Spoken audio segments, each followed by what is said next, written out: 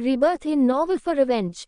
Episode 13। तभी पीछे से कुछ गिरने की आवाज आती है। अभिमन्यु और सनम एक दूसरे से दूर होकर पीछे की तरफ देखते हैं तो उन दोनों का मुंह हैरानी से खुला का खुला रह जाता है। अभिमन्यु और सनम हैरानी से पीछे खड़े समीर, अर्जुन, अक्षय, कार्तिक, महिमा, तारा और अक्षरा को देख रहे थे जो अपने आंखों पर हाथ रख पीठ घूमकर खड़े थे। वही अभिमन्यु नाम में अपनी गर्दन हिलाकर सोफे पर बैठ जाता है। तभी सनम सबकी तरफ देखकर कहती है, अब आप लोग ऐसे ही खड़े रहोगे? तभी अक्षय घूमकर सनम की तरफ देखकर कहता है, यार तुम लोग तो ऑफिस नहीं शुरू हो गए? तारा अक्षय के हाथ पर थप्पड़ मार देती है और कहती है, तो मैं शर्म नहीं आती? तुम अपनी बहन से कैसी बातें कर रहे हो? और गलती हमारी थी, हमें केबिन नौकर के आना चाहिए था ना, ये जानते हुए भी क्या आप? सनम शादीशुदा है, वह कब किस हाल में हमें ऑफिस में मिल जाए सोचना चाहिए ना। कहीं शर्म के चेहरे पर शर्म की लाली आ जाती है। आज से पहले सनम को कभी इतनी शर्म महसूस नहीं हुई थी जितनी आज हो रही थी।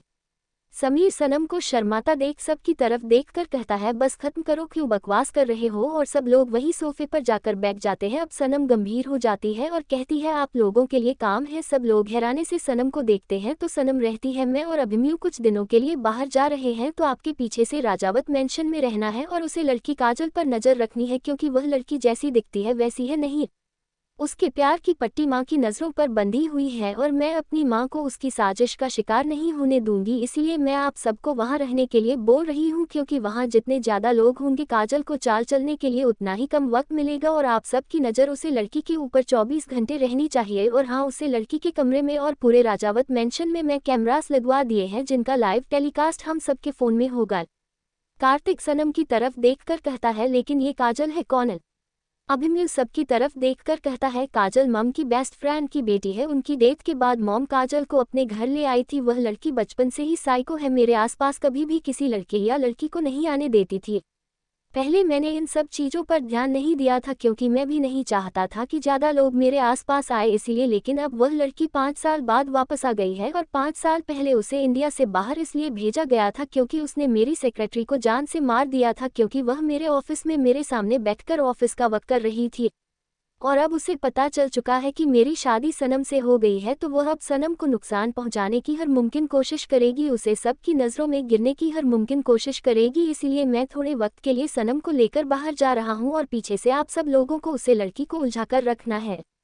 सनम उन सब की तरफ देखकर कहती है, और एक सबसे जरूरी बात, काजल को पता नहीं चलना चाहिए कि आप सब लोग मेरी फैमिली हो, बल्कि तारा और अक्षरा भाभी, आप दोनों उसे लड़की से दोस्ती कीजिए और उसे प्रभु कीजिए मेरे खिलाफ, जिससे वह आप लोगों पर ट्रस्ट करने लगे और आपके सामने अपने प्लानिंग को जाहिर कर सके और आप लोगों से घर की और बाकी मेंबर को इम्प्रेस करने के लिए उकसा सके, जिससे उसका दिमाग कुछ वक्त के लिए हम लोगों पर से हट जाए। तारा मुंह बनाकर रहती है, उसे चुड़ैल से दोस्ती करने से तो अच्छा मैं उसे जहर देकर मारना डालूं। वही तारा की बात सुनकर सब लोग मुस्कुराने लगते हैं क्योंकि सब लोग जानते थे तारा सनम को लेकर कितनी पजेसिव है। वह तो सनम के लिए अभिमन्यु से भी जलन रखती थी, लेकिन अभिमन्यु सनम का पति था इसलिए कुछ कर नहीं पाती थी। सब लोग थोड़ी देर और बैठकर अपना प्लान डिस्कस करते हैं और उसके बाद वह सब लोग वापस मल्होत्रा मेंशन चले जाते हैं क्योंकि उन्हें आज राजावत मेंशन शिफ्ट होना था और घर के बाकी मेंबर्स को भी अपनी प्लानिंग में शामिल करना था। अभिमन्यु सनम को लेकर निकल जाता है क्योंकि वह जानता था कि अभी उसका एयरपोर्ट से या बस किसी से भी जाना खतरे से खाली नहीं था क्योंकि काजल को तुरंत पता चल जाता कि वह कहाँ जा रहे हैं। इसलिए वह सनम के ऑफिस से सनम के प्राइवेट जेट से गए थे, जिससे अगर काजल पता भी करे तो उसे कुछ न पता चले। सब लोग रात को राजावत मेंशन शिफ्ट हो चुके थे और स्टडी रूम में पेट का सब ने प्लाटिंग कर ली थी और इस बार वैष्णवी जी भी काजल के खिलाफ थी क्योंकि वह समझ चुकी थी ये लड़की उनके बेटा बहू को कभी एक नहीं रहने देगी। वही अगली सुबह सनम और अभिमन्यु बाली पहुंच चुके थे, बल्कि एक बहुत ही खूबसूरत जगह थी। यहाँ पर जगह जगह छोटे से वुडन हाउस बने हुए थे। अभिमन्यु और सनम दोनों उसे जगह को देखकर बहुत खुश थे। सनम को वह जगह बहुत पसंद आई थी, पिछले जन्म में भी वह कभी ऐसी जगह नहीं गई थी और इस जन्म में भी कभी नहीं गई तो उसे यह जगह बहुत पसंद आई थी। दोनों फ्रेश होकर और लंच करके सो जाते हैं। सनम अभी भी सोई हुई थी लेकिन अभिमन्यु उठकर रात के डिनर डेट की प्लानिंग कर रहा था। सारी चीज देखने के बाद अभिमन्यु सनम को उठना है और उसे तैयार होने के लिए बोल देता है। सनम भी उसे जगह को देखकर बहुत खुश थी। जैसे ही वह उसे वुडन हाउस से बाहर आती है, बाहर का नज़ारा देखकर उसके चेहरे पर 440 वोल्ट की मुस्कुराहट आ जाती है और वह एकदम से अभिमन्यु के गले लगाकर उसके होठों को चूम लेती है। अभिमन्यु भी सनम को अपनी बाहों में कैद कर लेता है। सामने लगे उसे बैग को देखकर सनम के चेहरे पर एक शर्मीली मुस्कुराहट आ जाती है। दोनों एक दूसरे के साथ बैठकर डिनर करते हैं और उसके बाद एक माध्यम सा म्यूजिक बजाने लगता है। दोनों एक दूसरे की बाहों में बाहें डालकर डांस करने लगते हैं। दोनों एक दूसरे की बाहों में उसे बेड पर लेटे हुए थे और सामने आसमान को देख रहे थे। अभिमन्यु और सनम दोनों ही एक अलग दुनिया में पहुंच गए थे जहां उन दोनों के अलावा कोई नहीं था। जब सनम को सांस लेने में दिक्कत होती है तब जाकर अभिमन्यु सनम के होठों को रहा करता है और उसकी गर्दन में अपना चेहरा छुपा उसकी गर्दन को किस करने लगता है। सनम तेरी गहरी सांस भर रही थी, ऐसा लग रहा था जैसे उसके पेट में तितलियां उड़ रही है। उसकी पूरी बॉडी में कर्ट सा दौड़ गया था, उसे ऐसा लग रहा था जैसे वह हवाओं में शेर कर रही है। अभिमन्यु के हाथ सनम के पूरे शरीर को सहला रहे थे, वही सनम भी अभिमन्यु का पूरा साथ दे रही थी। सनम के हाथ अभिमन्यु की पीठ पर कसे हुए थे।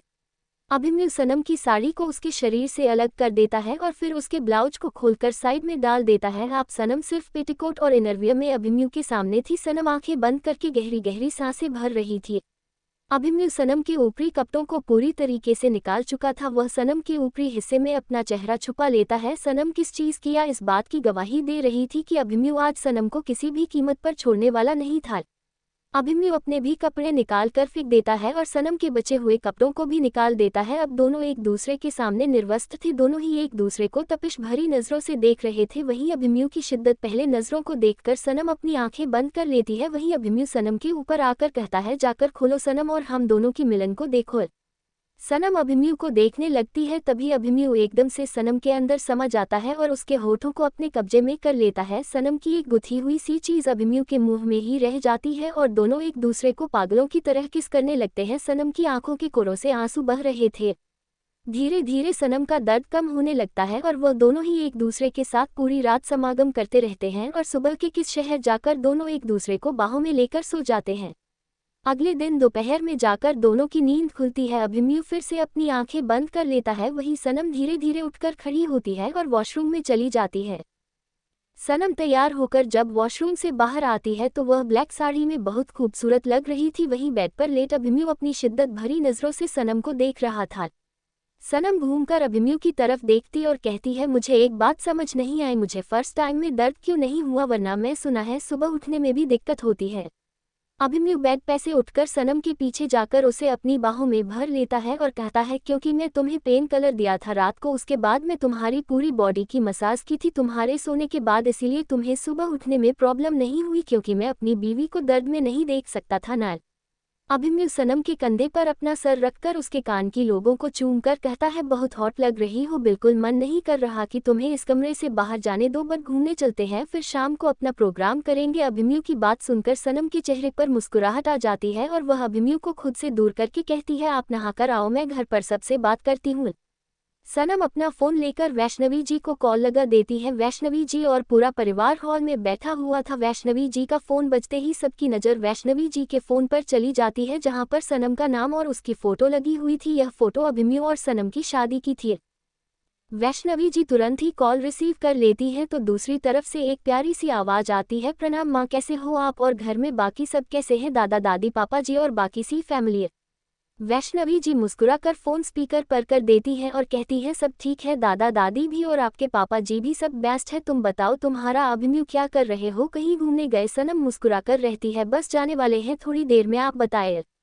तभी पीछे से सनम को काजल की आवाज़ सुनाई देती है, जो तारा की तरफ देखकर कह रही थी, तारा तुम्हें पता है आजकल ऐसी ऐसी लड़कियां हैं कि अपने सास ससुर की बिल्कुल भी फिक्र नहीं है, उन्हें और पति के साथ घूमने निकल जाती है, यह नहीं देखी कि घर में बड़े बूढ़े सास ससुर भी हैं, नहीं पर इन लोगों को तो अपने मजे के आगे किसी का कुछ दिखता ही नहीं है। काजल की बात सुनकर सारे लोग गुस्से से भर जाते हैं, लेकिन फिर सनम की आवाज़ सुनाई देती है, और मुझे अपने पति के साथ कहीं जाने से पहले तुम्हारी इजाज़त तो नहीं लेनी पड़ेगी मिस काजल अग्रवाल, क्योंकि मेरे पति अपने परिवार से पूछकर आए थे, और आप होती कौन है मेरे और मेरे पति के बारे में जजमेंट देने वाली, ना तो आप हमारे घर की है ना हमारे परिवार की है, नहीं हमारे रिलेटिव है, तो अपना मुँह बंद रखिए, क्योंकि अगर मैं अपना मुंह चलाने पर आई ना तो मैं आपको कहीं का नहीं छोड़ूंगी, याद रखना मेरी इस बात को, रहा इसे ऐसे ही मत समझना, इसे मेरी धमकी समझना और समझना कि आप मेरी नज़रों में चादो नहीं, वरना आपको मैं कहीं मुंह दिखाने लायक नहीं छोड़ूंगी। वैष्णवी जी और सनम थोड़ी देर और बात करते हैं। उसके बाद वैष्णवी जी कॉल कट कर देती हैं और गुस्से में काजल को देखकर कहती हैं, तुम होती कौन हो मेरी बहू के बारे में बकवास करने वाली? मैं तुम्हें पहले और आखिरी बार चेतावनी दे रही हूँ काजल, अगर तुमने मेरी बहू को लेकर कुछ भी उल्टा सीधा कमेंट किया तो मैं तुम्हें इस घर से और पूरे राजस्थान से धक्के मारकर बाहर निकाल दूंगी। जैसे मैं तुम्हें सर पर चढ़ना जानती हूँ ना, वैसे ही तुम्हें सर से नीचे उतरना भी जानती हूँ। काजल गुस्से और नफरत से भर जाती है क्योंकि यह पहली बार था जब वैष्णवी जी ने किसी और को लेकर काजल को कुछ बोला था, वरना वैष्णवी जी हमेशा ही काजल का पक्ष लेती थी और उसके हर एक गलत काम पर पर्दा डालती थी। लेकिन उसके यहाँ से जाने के बाद और सनम का अभिमन्यु की जिंदगी में आने के बाद ऐसा क्या बदल गया कि वैष्णवी जी इतना बदल गई? वहीं तारा, अक्षरा, महिमा गुस्से से आग बबूला हो रही थी और तारा ने तो सोच लिया था कि अब इस काजल को सबक सिखाना पड़ेगा। इसने मेरी सनम से इस लहजे में बात की, इसलिए वह सर्वेंट को कुछ इशारा करती है और वह सर्वेंट जानबूझकर कॉफी का भारत मग काजल के हाथ पर डाल देता है। काजल की यह तेज चीख पूरे मेंशन में गूंज जाती है। तारा के चेहरे पर एक शैतानी मुस्कुराहट थी जिसे किसी के देखने से पहले वह छुपा चुकी थी, लेकिन अक्षय की नज़रों से तारा की मुस्कुराहट छिपती नहीं है और वह समझ जाता है कि सनम को गलत बोलने पर तारा ने काजल को सजा दी है और आज उसे अपनी बीवी पर बहुत प्राउड फील हो रहा था, जो उसकी बीवी उसकी बहन का फेवर लेकर किसी और को पनिश कर रही थी। वही कार्तिक, अर्जुन और समीर, महिमा, अक्षरा सब लोग देख चुके थे तारा की करामात को और सबके चेहरे पर एक मुस्कुराहट थी। वही अर्जुन अक्षय के कान में कहता है, तेरी बीवी तो बहुत डेंजर है यार, मतलब अपनी बहन से भी कुछ बोलने से पहले सोच समझ कर बोलना होगा, क्या पता इस कौन सी बात बुरी लग जाए और यह हमें यमलोक पहुंचा दे। वही अर्जुन की बात सुनकर बाकी सब मुंह दबाकर हंसने लगते हैं। तभी वैष्णवी की एक सर्वेंट की तरफ देखकर कहती है, जब काजल को कमरे में ले जाओ और इसे दवा लगा देना और आगे से ध्यान रखना इस तरह काम नहीं करते हैं। तभी अचानक एक बहुत जोर की आवाज होती है और सब लोग हैरानी से बाहर की तरफ देखने लगते हैं। वही कार्तिक, अर्जुन और समीर, महिमा, अक्षरा सब लोग देख चुके थे तारा की करामात को और सबके चेहरे पर एक मुस्कुराहट थी। वही अर्जुन अक्षय के कान में कहता है, तेरी बीवी तो बहुत डेंजर है यार, मतलब अपनी बहन से भी कुछ बोलने से पहले सोच समझ कर बोलना होगा, क्या पता इस कौन सी बात बुरी लग जाए और यह हमें यमलोक पहुंचा दे। वही अर्जुन की बात सुनकर बाकी सब मुंह दबाकर हंसने लगते हैं। तभी वैष्णवी की एक सर्वेंट की तरफ देखकर कहती है, जब काजल को कमरे में ले जाओ और इसे दवा लगा देना और आगे से ध्यान रखना इस तरह काम नहीं करते हैं। तभी अचानक एक बहुत जोर की आवाज होती है और सब लोग हैरानी से बाहर की तरफ देखने लगते हैं। बाहर ढोल नगाड़े बज रहे थे, सब हैरानी से देख रहे थे कि कौन बजा रहा है। तभी जो लड़का ढोल बज रहा था वह घूमते हुए सबकी तरफ देखा है और उसे लड़के को देख सबके चेहरे पर बहुत लंबी सी मुस्कुराहट आ जाती है। वहीं अक्षय तो भागकर उसे लड़की के ऊपर कूद जाता है। जहां मल्होत्रा परिवार खुशी से उसे लड़के को देख रहा था, वहीं दूसरी तरफ राजावत परिवार हैरानी से उस लड़के को देख रहा था। किसी को विश्वास ही नहीं हो रहा था कि पूरे 10 साल बाद आदित्य वापस लौट कर आया था। आदित्य मल्होत्रा हर्षवर्धन जी के बड़े भाई सूरजवर्धन का इकलौता बेटा। सूरजवर्धन की मौत के बाद वह अपने मां के साथ ऑस्ट्रेलिया शिफ्ट हो गया था और 10 साल हो गए थे आदित्य को इंडिया आए हुए। कार्तिक, अर्जुन, समीर सब लोग आदित्य के गले लग जाते हैं। वही आदित्य भी सबको अपने गले लगाकर रागिनी जी की तरफ देखकर कहता है, छोटी माँ मेरी गुड़िया कहाँ है, कितना टाइम हो गया ना मैंने अपनी गुड़िया को नहीं देखा। कहीं शोर की आवाज सुनकर काजल भी अपने कमरे से बाहर आ गई थी। आदित्य की बात सुनकर अक्षय पीछे से उसकी पीठ पर चढ़ते हुए कहता है, बड़े भाई वह घर पर नहीं है, बाहर गई हुई है, 1 हफ्ते बाद आएगी। जैसे यादें सुनता है आदित्य का चेहरा मुरझा जाता है। एक कोयल जैसी मधुर आवाज सबके कानों में गूंज जाती है, वह आदित्य जी आप तो इंडिया आए नहीं कि अपनी बीवी को भी भूल गए। तभी सब लोग पीछे खड़ी एक लड़की को देखते हैं, दुबली पतली सी और खूबसूरती में स्वर्ग की अप्सरा को भी मार देती हुई। वह लड़की आदित्य के बगल में खड़ी थी। आदित्य उसे लड़की की तरफ देखकर कहता है, सॉरी मैं भूल गया था सबसे मिलने के एक्साइटमेंट में। अच्छा मैं तुम्हें अपनी फैमिली से मिलता हूँ, यह मेरे चाचा और चाची जी हैं, यह मेरे छोटे चाचा चाची जी हैं और यह चारों मेरे भाई हैं और मेरी एक बहन है जो शायद अभी घर से बाहर है।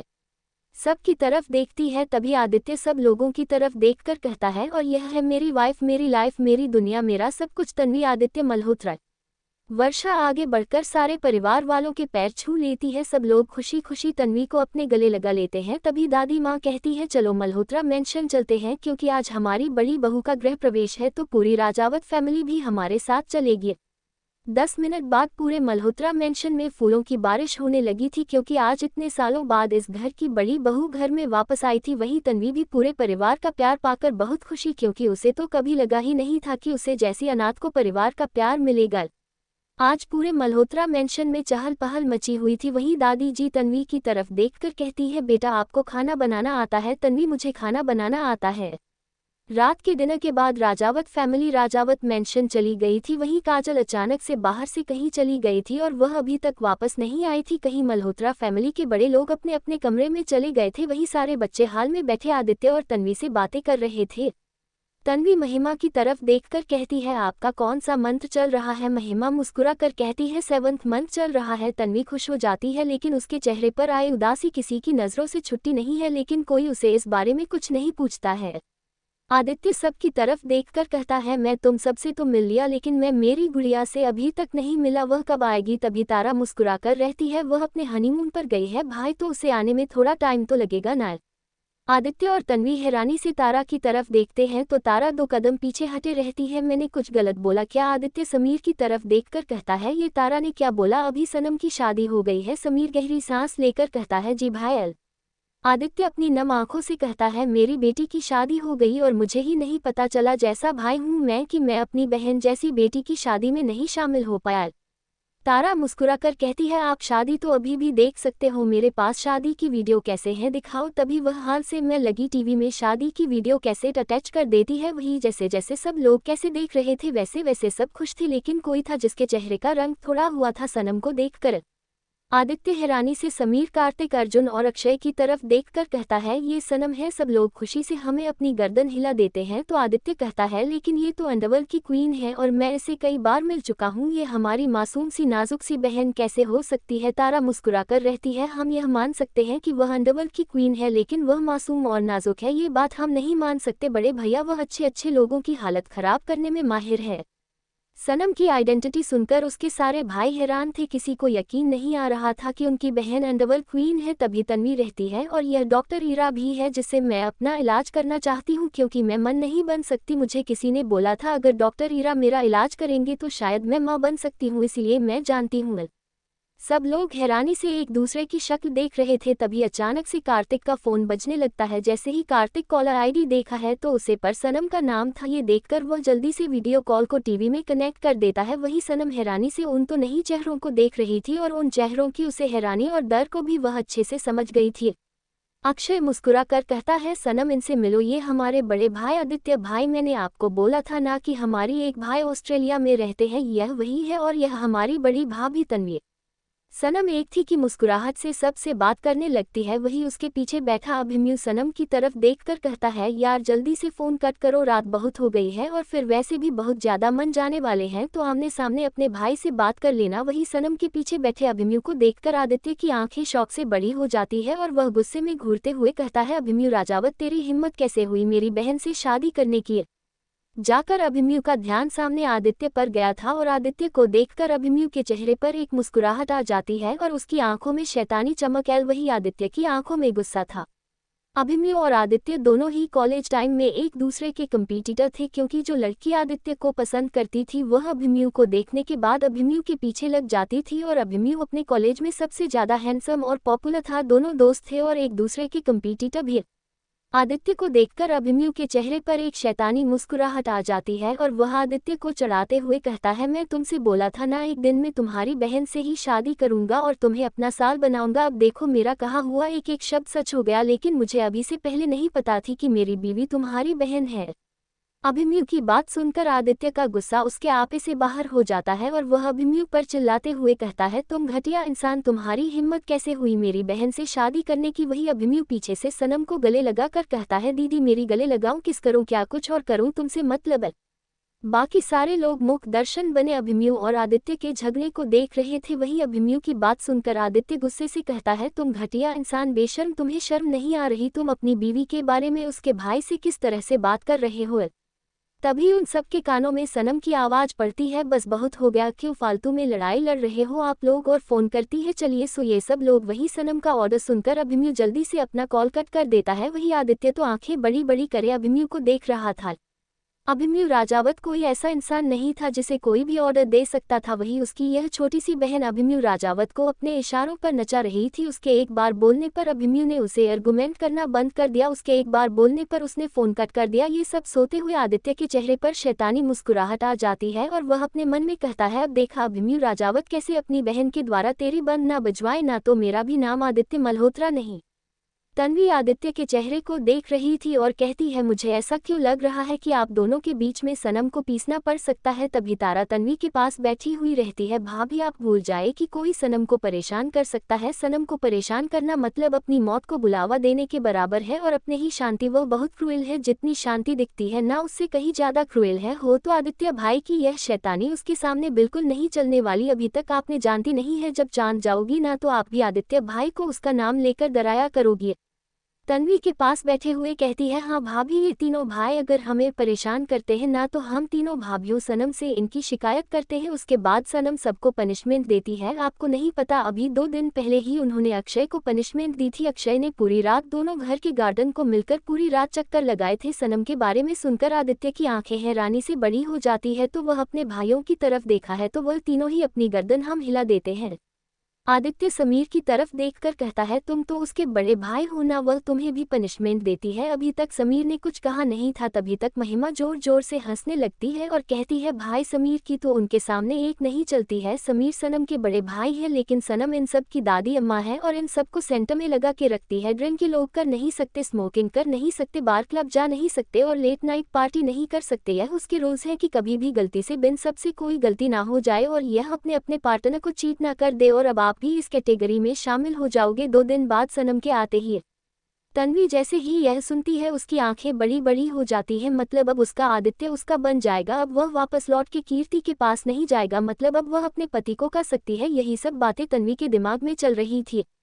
आदित्य आंखें फाड़े अपने सारे भाइयों को देख रहा था। अगर ऐसा हुआ तो उसे कीर्ति को छोड़ना पड़ेगा, लेकिन वह कीर्ति के बिना नहीं रह सकता था। अभी आदित्य ये सब को सोच ही रहा था कि आदित्य के फोन पर मैसेज नोटिफिकेशन आता है। आदित्य जैसे उसे नोटिफिकेशन को ऑन करके देखता है, वहां पर एक मैसेज और एक वीडियो था।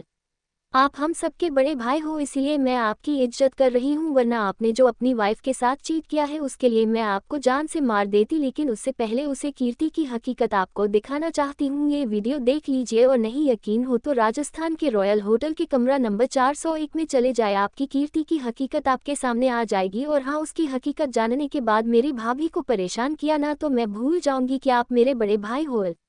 वह मैसेज और वीडियो देखकर आदित्य जल्दी से घर से बाहर निकल जाता है। सब लोग हैरानी से जाते हुए आदित्य को देखते हैं। वही तन्वी की आंखें नम हो जाती हैं, क्योंकि उसे ऐसा लगा था कि कीर्ति का मैसेज आने की बात वह चला गया।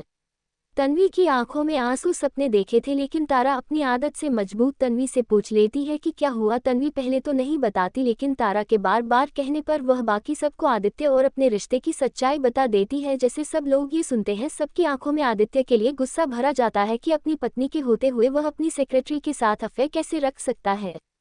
सब लोग तन्वी को शांत कर रहे थे, तभी तन्वी के फोन पर भी एक मैसेज आता है। सब लोग तन्वी के पास थे, इसलिए उसे मैसेज की नोटिफिकेशन सबने देखी। एक अनजान नंबर देखकर सब हैरान रहते हैं, लेकिन नंबर को पहचान के तारा बोलती है, ये नंबर सनम का है। तारा तन्वी के हाथ से फोन लेकर उसे ऑन करके तन्वी के हाथ में दे देती है, जिसमें कुछ शब्द लिखे हुए थे।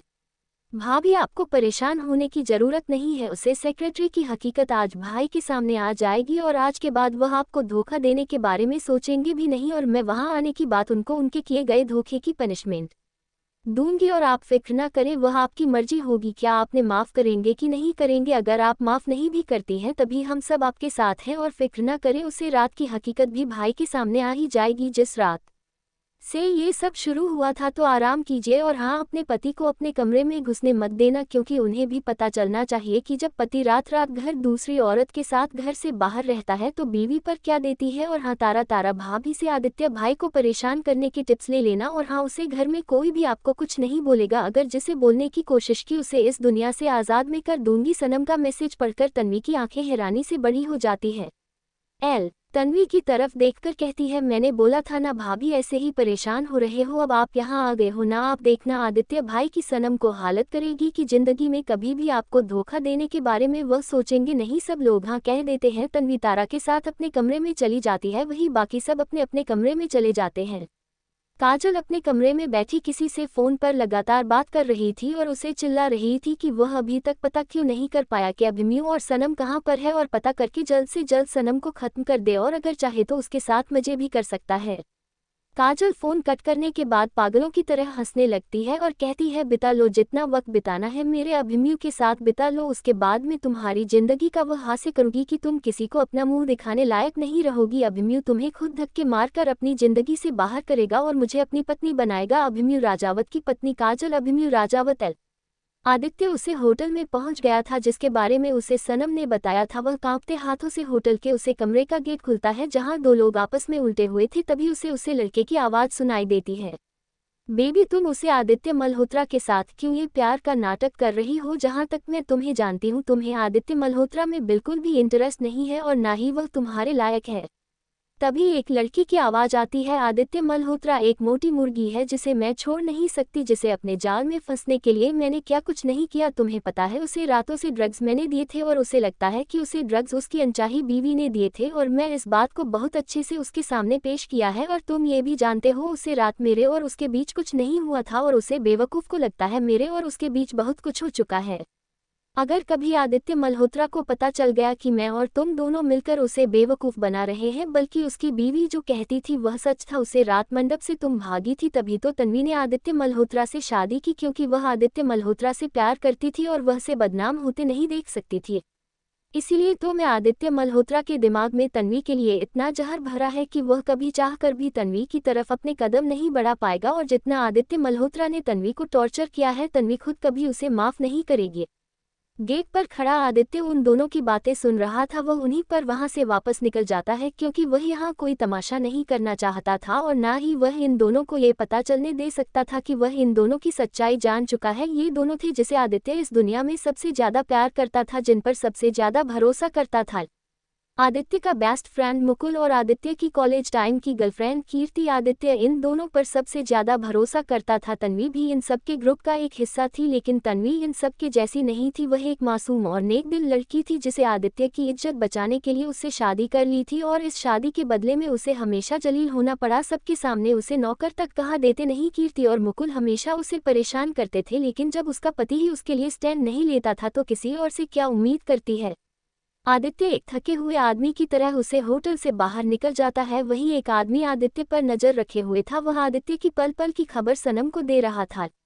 रात के तकरीबन 2 बजे आदित्य घर पहुंचता है तो देखा है सब लोग सो चुके थे, लेकिन तन्वी अभी भी हाल में बैठी आदित्य के आने का इंतजार कर रही थी। आदित्य को आया देख वह बिना कुछ कहे अपने कमरे में चली जाती है। वहीं आदित्य के दिल में दर्द होने लगता है। तन्वी हमेशा ही आदित्य का इंतजार करती थी, लेकिन आदित्य हमेशा ही करती और मुकुल के साथ लंच डिनर ब्रेकफास्ट सब करके आता था और बेचारी तन्वी भूखी ही सो जाती थी। लेकिन आदित्य ने कभी इस चीज पर गौर नहीं किया था। जब से आदित्य और तन्वी की शादी हुई थी तन्वी बहुत कमजोर हो गई थी। उसकी आंखों के नीचे काले घेरे पड़ गए थे, लेकिन उसकी सुंदरता में फिर भी कोई कमी नहीं आई थी। आदित्य थके हुए कदमों से अपने कमरे में पहुंचता है तो देखा है तन्वी सोफे पर लेटी हुई थी। उसकी आंखें बंद थी। वह ऐसे प्रिटेंड कर रही थी कि वह गहरी नींद में है, लेकिन वह गहरी नींद में नहीं थी। वह बस नींद में होने का नाटक कर रही थी जैसे वह हमेशा किया करती थी और आदित्य ने कभी इस चीज पर ध्यान ही नहीं दिया था। वहीं दूसरी तरफ सनम अभिमन्यु की बाहों में लेटी हुई थी। अभिमन्यु सनम के गाल पर बार बार किस कर रहा था और उसे किसी बारे में बात कर रहा था। अभिमन्यु सनम की तरफ देखकर कहता है, तुम्हें कैसे पता चला इन सब बारे में? और मैं तो तुम्हें खुद ही बताने वाला था क्योंकि मैं भी उसी कॉलेज में पढ़ता था और मैं भी इन लोगों की ग्रुप का हिस्सा था। सनम अभिमन्यु के गले में अपनी बाहें डालकर रहती है। मैं कौन हूँ अभिमन्यु ये तुम बहुत अच्छे से जानते हो ना, और मेरे घर में क्या होता है क्या नहीं इसके बारे में मुझे सारी जानकारी रहती है। आदि भाई जिस वक्त मल्होत्रा मेंशन आए थे उसी वक्त में उनकी पूरी जन्म कुंडली निकली थी और मुझे बहुत गुस्सा आया था कि जिस लड़की ने उनकी इज्जत के लिए खुद की खुशियाँ कुर्बान कर दी, मेरा वह बेवकूफ़ भाई उसे लड़की को ही टॉर्चर कर रहा था। अभिमन्यु सनम को सब कुछ बता देता है उसके कॉलेज के टाइम के बारे में, तन्वी के बारे में। तन्वी एक अनाथ लड़की थी। जब वह 6 महीने की थी तब कोई उसे अनाथ आश्रम में छोड़ दिया था। उसके माता पिता के बारे में कुछ नहीं पता था। पुलिस ने और आश्रम वालों ने पता करने की बहुत कोशिश की, लेकिन जब उसके बारे में कोई जानकारी नहीं मिली तो तन्वी उस अनाथ आश्रम का हिस्सा बन गई। 18 साल की हुई तो उसे वह अनाथ आश्रम छोड़ना पड़ा क्योंकि 18 साल के बाद वहां कोई भी बच्चा नहीं रह सकता था। तन्वी ने छोटी मोटी जॉब करके अपने कॉलेज की फीस भरी थी। तभी उसकी मुलाकात आदित्य से हुई। एक टाइम में आदित्य और तन्वी अच्छे दोस्त हुआ करते थे, लेकिन जैसे जैसे आदित्य की गरीबी कीर्ति से बढ़ती गई वैसे वैसे आदित्य तन्वी से दूर होता गया। तन्वी हमेशा आदित्य को वर्ण करती थी। कीर्ति और मुकुल वैसे नहीं है जैसे वह दिखाते हैं, लेकिन आदित्य ने इस बात पर कभी भी यकीन नहीं किया और धीरे धीरे वह तन्वी से दूर होता चला गया। और एक वक्त वक्त आया जब आदित्य तन्वी से बहुत नफरत करता था और इन सब का कारण कीर्ति थी। दोनों की बातें कर ही रहे थे कि अचानक से अभिमन्यु सनम के ऊपर आ जाता है और कहता है बहुत हो गई सबकी बातें, अब हम एक दूसरे के साथ वक्त बिताएंगे। और इसी के साथ उन दोनों का प्यार भरा सफर शुरू हो जाता है। उसी कमरे में अभिमन्यु की तेज सांसों की और सनम की सिसकियां की आवाज पूछ रही थी। ऐसा लग रहा था जैसे अभिमन्यु अपनी पूरी एनर्जी सनम के ऊपर निकाल रहा था। अगली सुबह तन्वी के लिए खुशियों की सौगात लेकर आई थी। आदित्य सुबह से तन्वी से माफी मांग रहा था, लेकिन तारा की कहानी मुताबिक तन्वीर आदित्य को इग्नोर कर रही थी। वह उसकी किसी बात का जवाब नहीं दे रही थी। जहां आदित्य होता वह वहां से चली जाती। ये देखकर तारा, महिमा और अक्षरा तीनों बहुत खुश थी कि चलो इस मासूम चिड़िया को उसके हिस्से की खुशियां मिलने की शुरुआत हुई। काजल का ध्यान जब से उसने आदित्य को देखा था आदित्य के ऊपर था। काजल एक प्लान बनती है कि अगर अभिमन्यु उसका नहीं हुआ तो वह आदित्य को अपना बना लेगी, क्योंकि आदित्य जब एक बार अपनी बीवी को धोखा दे सकता है तो दूसरी बार भी दे सकता है और आदित्य के जरिए को मल्होत्रा परिवार की मालकिन बन जाएगी। उसके बाद वह अभिमन्यु को अपना बना ही लेगी। Thank you for listening. Like और कॉमेंट करना ना भूलें और मोर स्टोरीज के लिए सब्सक्राइब करें। मिलते हैं नेक्स्ट वीडियो में।